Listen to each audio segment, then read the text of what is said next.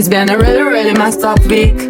Some days torture, some days better. La la la, la la la.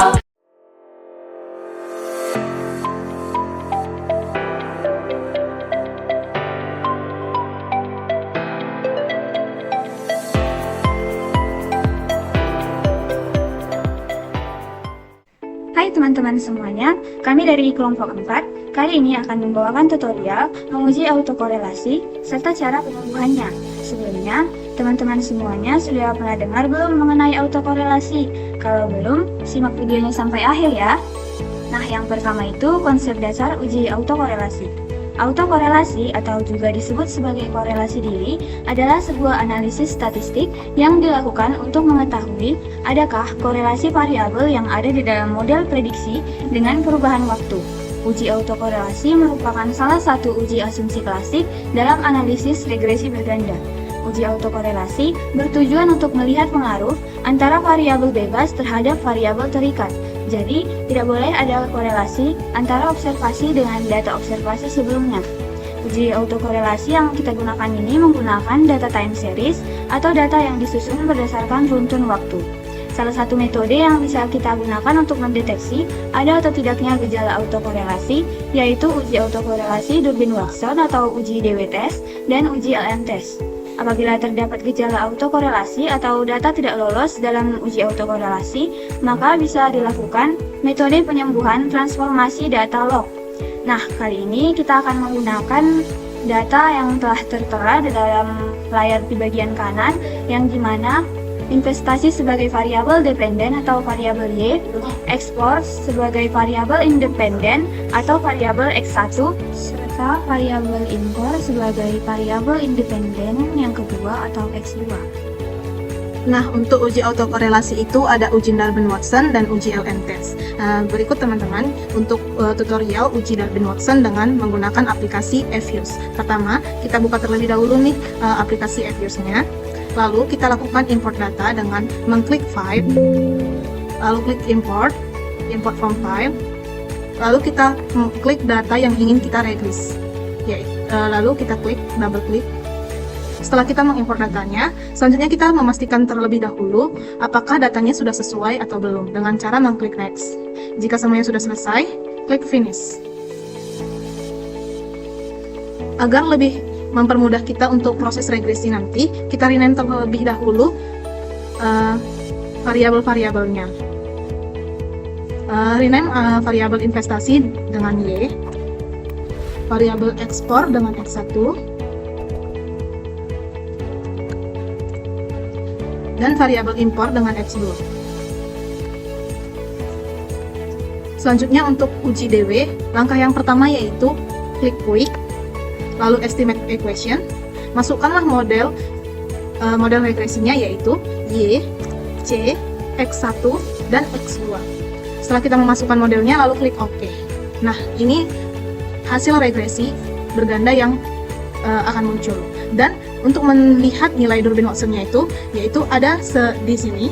Nilai Durbin-Watson-nya itu sekitar 1,44. Dan untuk menginterpretasinya, kami sudah memindahkannya ke Word dan tadi ditemukan bahwa nilai Durbin-Watson-nya sekitar 1,44. Di uji DW ini teman-teman, kalian harus mengetahui dulu nilai DU dan DL-nya. Untuk mengetahui nilai DU dan DL-nya, kita harus melihatnya di tabel DW. Setelah kita mengetahui nilai DL, DU, dan kita mengetahui juga nilai 4 kurang DU dan 4 kurang DL, maka kita masukkan dan kita perhatikan di tabel Durbin-Watson seperti ini.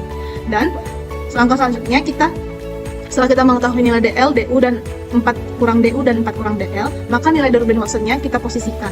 Setelah itu maka didapat posisi DW ini berada di sekitar 0 sampai DL. Maka dapat kita tarik kesimpulan, berdasarkan hasil perhitungan Durbin-Watson, posisi DW berada di antara 0 dengan DL. Karena nilainya 1,44 kan teman-teman, maka dia terautokorelasi positif atau bisa dibilang tidak lolos uji autokorelasi. Baiklah teman-teman, setelah kita mengetahui bahwa hasil dari uji Durbin-Watson tadi tidak lolos, maka langkah selanjutnya yang kita lakukan adalah cara penyembuhan uji autokorelasi menggunakan transformasi data, yaitu menggunakan data log. Jadi langkah yang pertama yang harus kita lakukan adalah untuk menambahkan semua variabel data, yaitu dimulai dari Y, X1 dan X2, yaitu tinggal kita klik GMR, lalu kita masukkan variabel Y dengan cara gunakan blok Y sama dengan blok. Setelah itu, blok datanya akan kita gunakan untuk variabel X1 dan X2.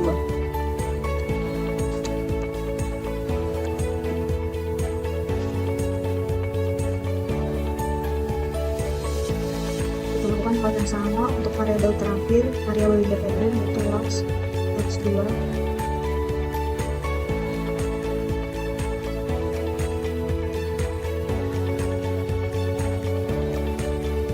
Setelah itu kita lanjut klik lalu estimate question, kita masukkan semua variabel data yang sudah di-load tadi.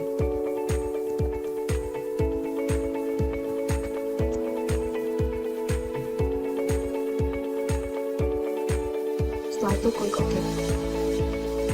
Nah, bisa kita perhatikan nilai dari Durbin Watson-nya itu meningkat menjadi 2,26.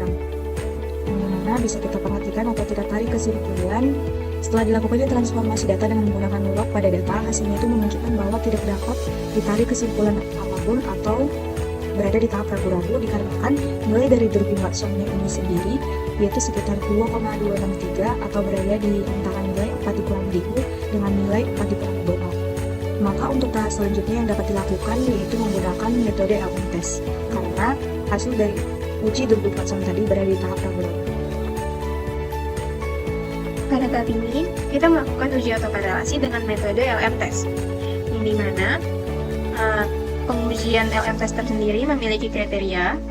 Yang pertama, jika nilai probability OBS R square lebih kecil daripada 0,5, maka berkesimpulan asumsi uji autokorelasi tidak terpenuhi.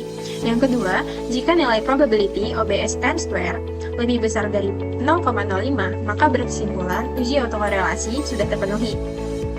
Langkah-langkah melakukan uji autokorelasi dengan metode LM test. Yang pertama itu, setelah kita melakukan registrasi, kita klik view, kita klik residual diagnostic, lalu kita klik serial correlation LM test.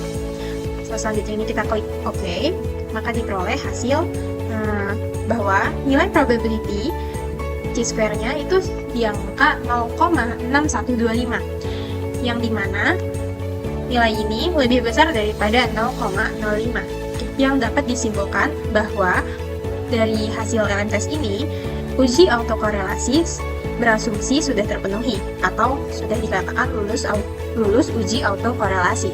Setelah melakukan uji autokorelasi dan cara penyembuhannya, dapat disimpulkan bahwa autokorelasi merupakan fenomena yang penting untuk dipahami dalam analisis regresi, karena dapat mempengaruhi validitas dan efisiensi estimasi model. Dampak adanya autokorelasi dapat menyebabkan estimasi yang dihasilkan menjadi kurang efisien, meskipun tetap unbiased dan konsisten. Penyebab munculnya autokorelasi seringkali berkaitan dengan sifat data time series yang memiliki ketergantungan antar observasi. Untuk mendeteksi autokorelasi, beberapa metode uji dapat diterapkan seperti uji Durbin-Watson dan uji Bayes-Godfrey atau uji LM. Jika autokorelasi terdeteksi, langkah penyembuhan seperti transformasi data, penambahan variabel independen, atau penggunaan model regresi yang lebih kompleks dapat digunakan untuk memperbaiki masalah tersebut. Oleh karena itu, pemahaman yang baik mengenai sifat, dampak, penyebab, dan cara menangani autokorelasi sangat diperlukan bagi peneliti dan praktisi dalam menghasilkan analisis statistik yang akurat dan valid. Demikianlah video tutorial mengenai langkah-langkah pengujian autokorelasi dan cara penyembuhannya. Semoga bermanfaat dan jangan lupa like, comment, share, dan subscribe ya teman-teman. See you! If the sun refused to shine